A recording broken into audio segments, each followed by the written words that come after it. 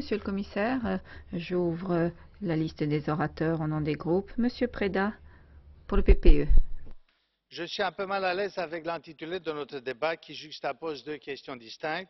En effet, on ne peut pas attribuer la violence instigée par Hamas à la décision des États-Unis d'inaugurer leur ambassade à Jérusalem.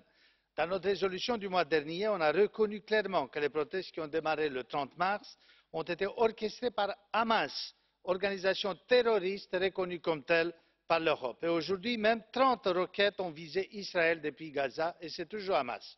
50 des personnes tuées lors des protestes il y a 2 semaines ont été reconnues par Hamas comme ses agents et des récompenses ont été offertes pour la participation dans des protestes violents.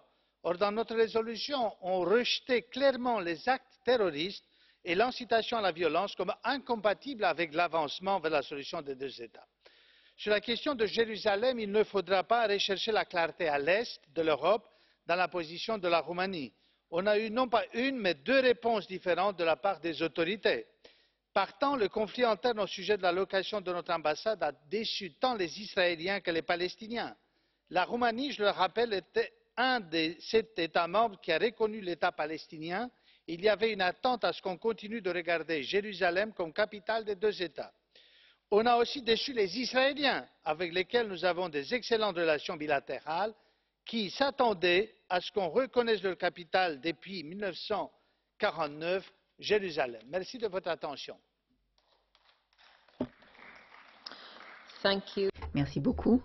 Je donne la parole pour 2 minutes à Madame Valenciano, au nom du groupe socialiste. Merci Madame la Présidente. Jamais l'armée israélienne n'avait provoqué autant de dommages à Gaza. Et regrettablement, et malgré ces dommages, nous avons eu